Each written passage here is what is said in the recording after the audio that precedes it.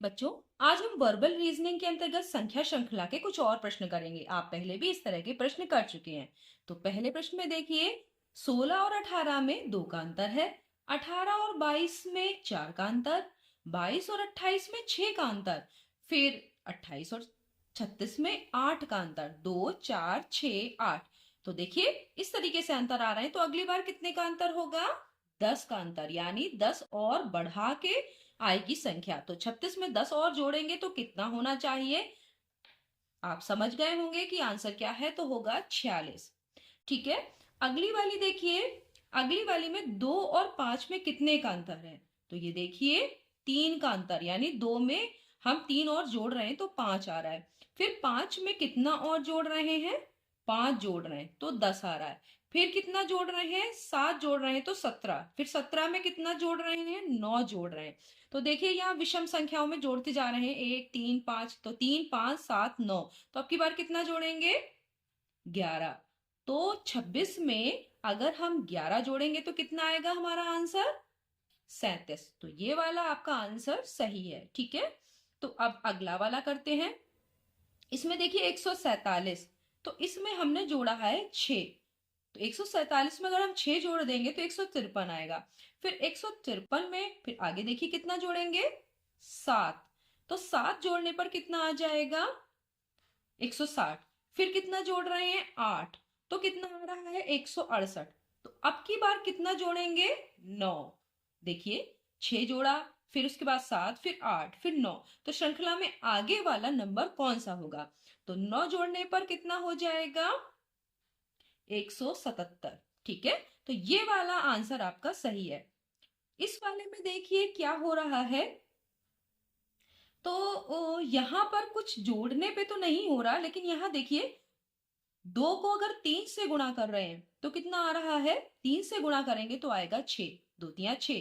6 को अगर 3 से गुणा करेंगे तो आएगा 18। 18 को अगर हम 3 से गुणा करेंगे तो 18 तिया 54। तो फिर 54 को अगर हम 3 से गुणा करेंगे तो क्या आएगा? तो 4 तिया 12। तो लास्ट में 2 इसमें आ रहा है, तो यही वाला आंसर होगा। फिर भी आप पूरी गुणा करके देख लीजिए। 4 तिया 12 और 5 तिया 15, 15 और 1 16। तो यही वाला आंसर सही है। तो आप पहले भी अनुमान लगा चुके हैं कि यही वाला होगा, आपने गुणा करके भी देख लिया। तो इस तरीके से ये होगा। अगला वाला देखिए, इसमें कितने का अंतर है? तो यहां पर 3 बढ़ रहा है। ये देखो, ये वाला अंक और इस वाले अंक में कितना का? 3 का गैप है, यानी 7 में अगर हम 3 जोड़ रहे हैं तो 10 आ रहा है।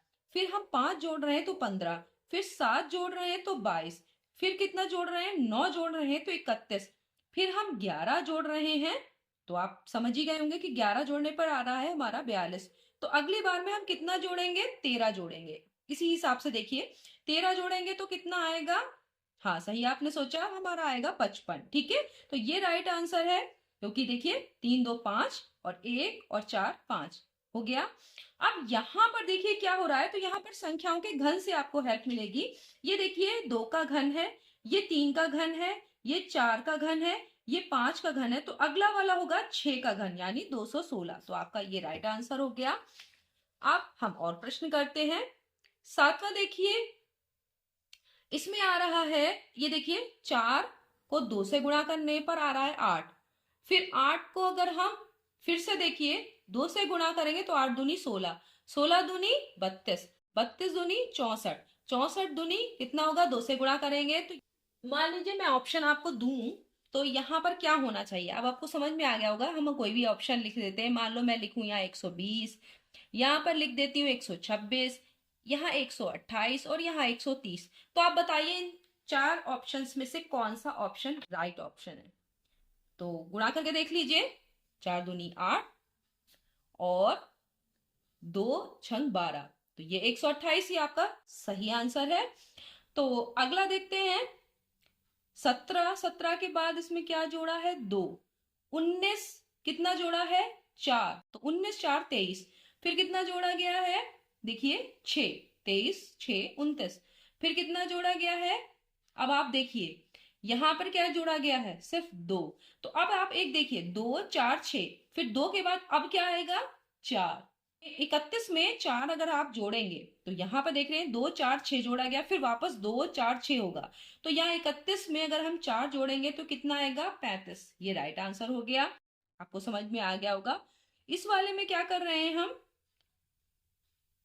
5 जोड़ रहे हैं, 6 5 11। इसमें कितना जोड़ रहे हैं? 11 7 18। फिर कितना जोड़ रहे हैं? 9 18 9 27, यानी जोड़ के यहाँ पे 9 जोड़ रहे हैं, फिर क्या जोड़ रहे हैं? 11 जोड़ रहे हैं।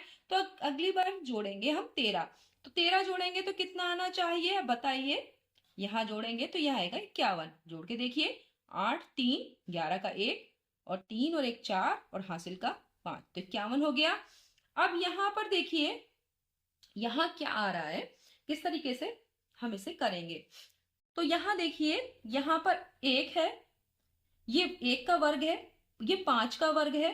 यहाँ पे कौन सी संख्या आएगी? यहाँ पर देखिए 2 जगह पे क्वेश्चन मार्क है, 2 आपको संख्याएं यहाँ से ढूंढनी है।